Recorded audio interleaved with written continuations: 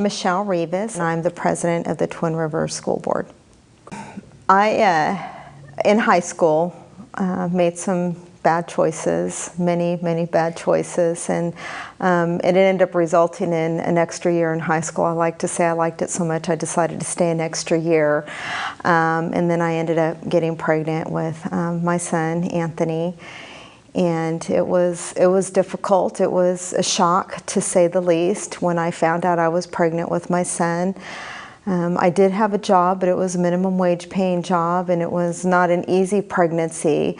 I couldn't continue to work, so I quit my job and went on to AFDC, which luckily I did, I think, for my financial future, because he was born with many illnesses and went into the neonatal ICU unit when he was born and was there for 2 weeks.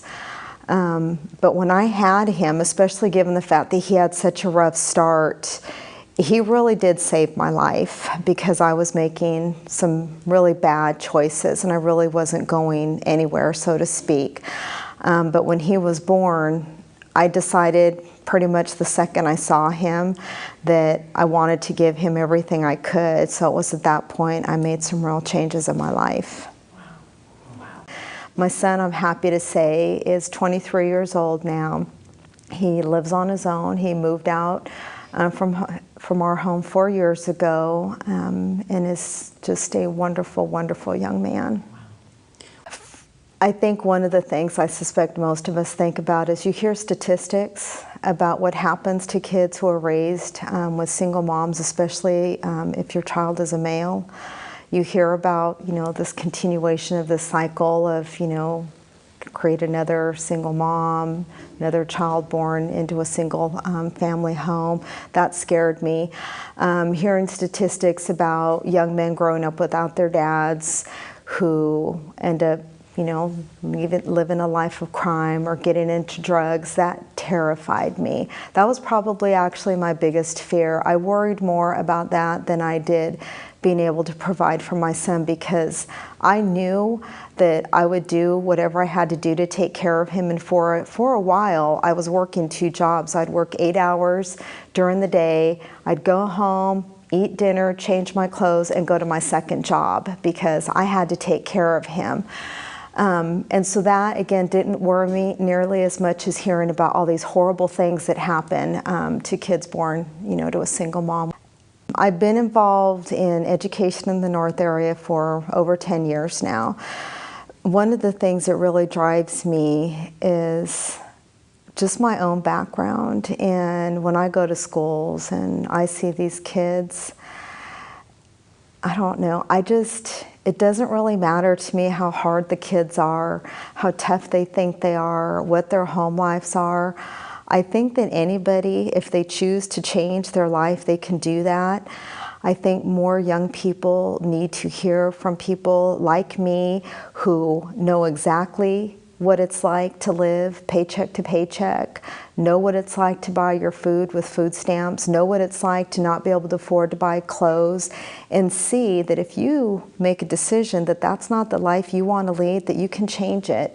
That's been a big focus for me. I wanted to improve the education in the North area anyway, but the more I talk to the kids and I see them, the more determined I am to try to reach as many of them as possible, to get them to see that there is more out there, and if they choose to make a difference for themselves, they can.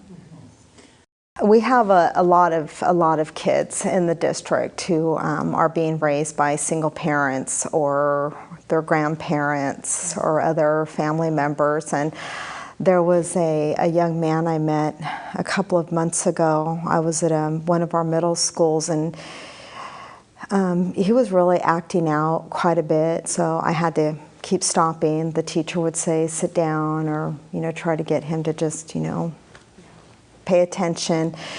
And after we were done, the teacher took me outside, and he said, I just want you to know that the reason I wasn't too hard on him is this is a boy whose father has always been absent and whose mother couldn't take it anymore, and she walked out. And she literally left him at the home alone. So one of the neighbors is taking care of him until the authorities decide what to do with him. And that was, it was sad, because what I didn't see in this young man, I didn't see sadness in him. What I saw in him was anger. And that's what I saw every time he was acting out. After I heard what he was going through, what I understood is, I mean, here is a kid who's, I mean, I can't even imagine how that must feel to him. I mean, his heart is broken. And I hear about those things from some of our staff at the schools, and it's heartbreaking. I wish it were a rare occasion where the young people were dealing with this, but unfortunately it happens more often than I think any of us would really like to acknowledge. I've always been a believer that things don't have to cost money or be complicated to be effective. I don't care how busy anybody is. I mean, I have a full-time job. I have a son at home still. I'm on the school board for a brand new district with lots and lots of issues, and if I can manage to find time to spend it with young people, I think pretty much everybody can. If everybody just gave a little bit of their time, we could do some really amazing things. It doesn't have to cost money. Time is far more important. When you hear parents talk about the program and what they're seeing in their homes, because that's when you know it's working. When the kids are behaving differently at home, when your mentor's not around, when your teacher's not around, that's pretty amazing. And to hear the moms talk about the changes that they've seen in their sons at home, it's a pretty powerful message.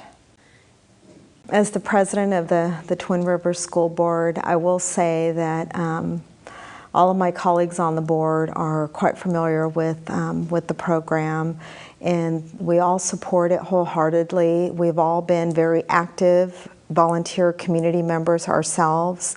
A lot of us have kids who have benefited from mentorships. Some of the other members of the board spend a lot of time in the community mentoring kids themselves. So the work at Freedom Hall has been incredibly beneficial to all of the kids in the district, throughout the entire district, and again is something that the board believes in wholeheartedly.